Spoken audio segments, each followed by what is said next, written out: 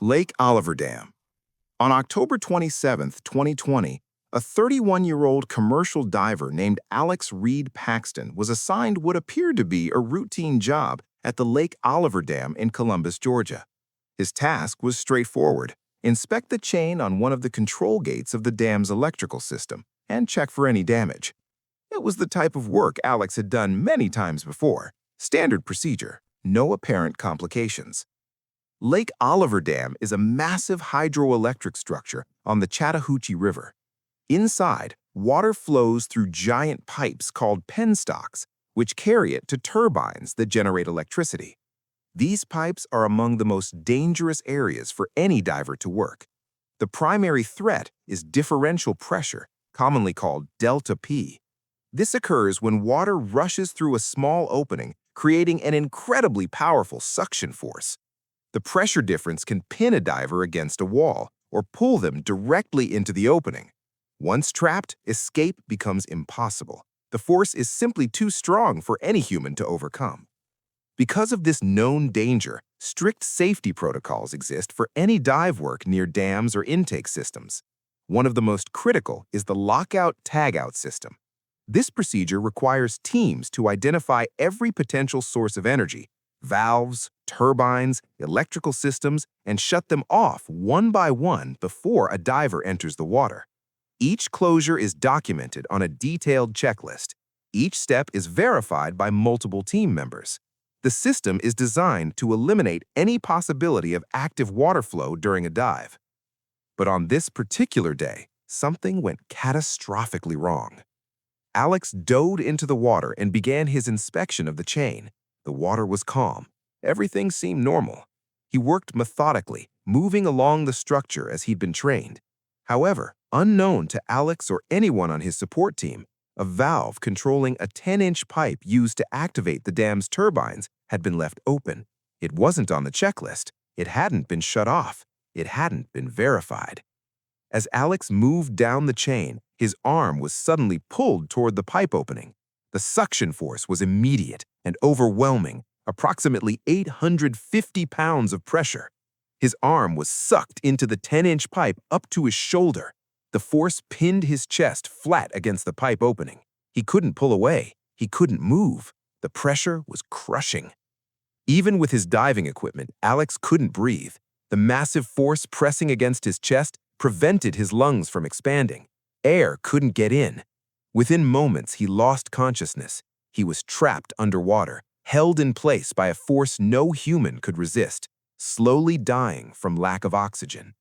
The team working with Alex realized something was wrong when he stopped responding. They immediately began searching for the problem, but the dam system was complex. It took 30 minutes to identify the open valve that was causing the suction. Once found, they closed it, but stopping the water flow completely required draining the system. That took another 30 minutes. By the time they were able to retrieve Alex's body from the pipe, more than an hour had passed since he'd been trapped. He had been dead for most of that time. Investigators later examined the safety checklist used that day. It was incomplete. The valve that killed Alex wasn't even listed on the document. It had never been identified as a potential energy source. It had never been shut off. The lockout-tagout system, designed specifically to prevent this type of accident, had failed at the most basic level. Alex Reed Paxton died because of a valve that wasn't on a list. Plura Cave. On February 6, 2014, 5 experienced Finnish divers prepared for a deep dive into one of Northern Europe's most dangerous underwater cave systems, the Plura Cave, located in Rana, Norway.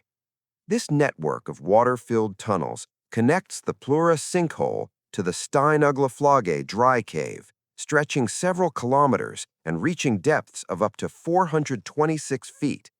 Just months earlier, 2 members of this team, Kai and Patrick, had been part of a group that successfully discovered the connection between the 2 entrances. They became the first to cross the entire cave system. That success had given them confidence for this new attempt. The plan was to reverse their original route, starting at Steinøglaflage and finishing at Plura.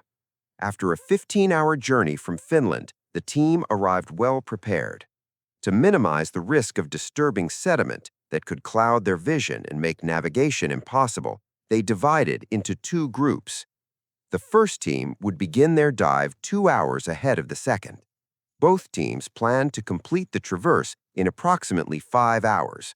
It was a carefully calculated timeline based on their previous experience. The first group, consisting of Patrick Gronqvist and Jari Hutarinen, entered the water and began their descent. They moved through the submerged passages, following the guideline deeper into the mountain. When they reached the deepest section of the cave, they decided to power down their underwater scooters. Hutarinen wanted to take in the beauty of the cave. Everything was proceeding exactly as planned. Then, it was time to begin their ascent. They approached a particularly narrow passage with a 90-degree turn. Patrick moved through first. When he looked back, he couldn't see Hutarinen's flashlight. He waited. Moments later, he saw the light, waving frantically. It was a clear distress signal. Patrick turned back immediately. Hutarinen was stuck in the narrow passage behind him, wedged between the rock walls. Patrick did everything he could to help. He managed to free his friend from where he was trapped, but it was already too late. The stress and panic had overwhelmed Hutarinen. In his frantic state, he tried to switch between breathing systems and ended up breathing cave water instead of air. He drowned right there in front of Patrick. Traumatized, but knowing the passage behind him was now too dangerous to traverse with a body, Patrick made the only decision he could. He pushed forward toward Steinaglafade, leaving his friend's body behind. At the same time, the second team, Kai Kankanen, Sami Pakarinen, and Jari Uusimäki, entered the cave from Plura, completely unaware of what had just happened.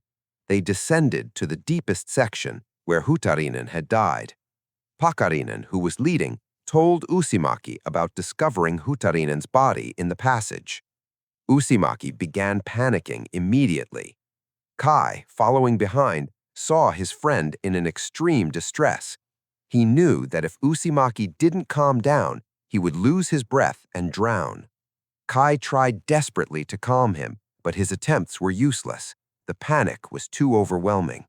Jari Uusimäki drowned to death in his panic, just meters from where Hutarinen had died. After watching his friend die, Kai was forced to turn back. He assumed that Pakarinen, separated somewhere ahead, wouldn't survive either. Meanwhile, Pakarinen and Patrick, now on opposite sides of the death zone, both managed to make it out alive. Pakarinen feared that Kai had died. Kai thought Pakarinen and Patrick were lost in the cave. Against all odds, Kai managed to exit the cave alive and reunite with his surviving friends. But the reunion was overshadowed by devastating loss. 2 men were dead, trapped in the underwater labyrinth. For weeks, the bodies of Jari Hutarinen and Jari Uusimäki remained in the cave. Authorities declared a recovery mission impossible and banned all diving activity in Plura de Gras. But the 3 surviving divers refused to leave their friends behind. They organized a private recovery mission in secret. Against official orders, they returned to the cave and succeeded in retrieving both bodies from the depths, bringing them back to the surface for a proper farewell. Plate Taille Dam. On January 4, 2024, 2 experienced divers, Christopher Godet and Frederick Polmans, headed to the Plate Taille Reservoir, one of Belgium's most popular diving locations, for a night dive. The reservoir offered various recreational activities, including sailing, snorkeling, and diving. It attracted divers from across Europe. But there was a significant danger that made this location different from typical dive sites: a large dam that activated suddenly and without warning, depending on the energy demands of the surrounding area. Local authorities were well aware of the risk. They had established 2 designated safe zones, each with a radius of approximately 100 feet, where diving was permitted.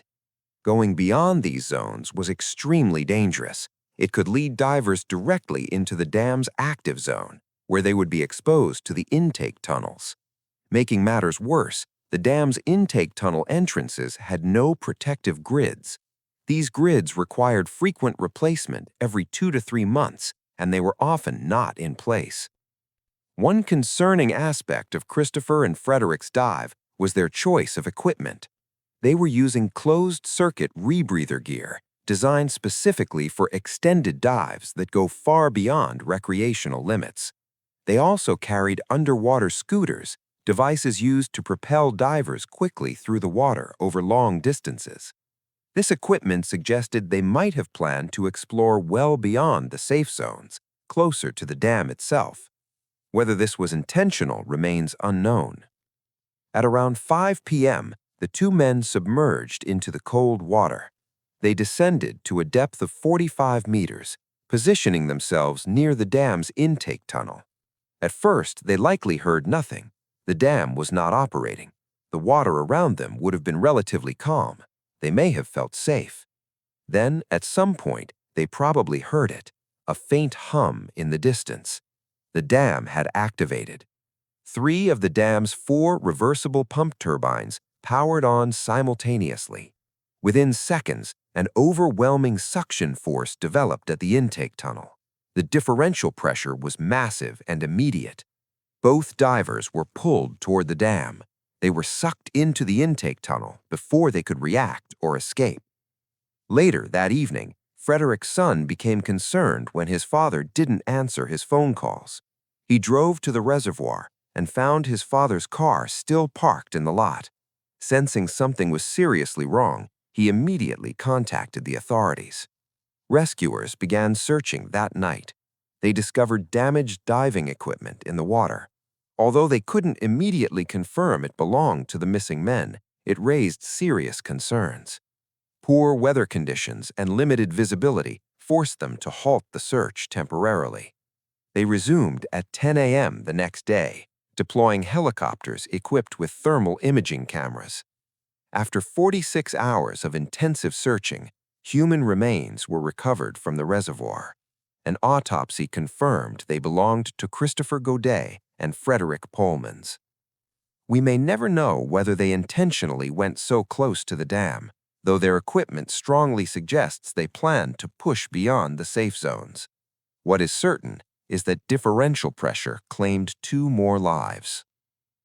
3 different locations, 3 different years, 1 common killer, differential pressure. In Georgia, an incomplete checklist left a valve open. In Norway, panic in a confined space spread from one diver to another. In Belgium, 2 men may have ventured beyond safe boundaries. In each case, the water became a trap. Delta P doesn't give warnings. It doesn't offer second chances. The suction force is immediate, overwhelming, and in most cases, fatal. These tragedies share the same lesson. Small mistakes have massive consequences underwater. A missing line on a checklist, a moment of panic, a decision to push boundaries. Water is unforgiving. It exploits every error. If you found this video informative, consider subscribing for more stories like these. Share your thoughts or suggest topics for future videos in the comments below.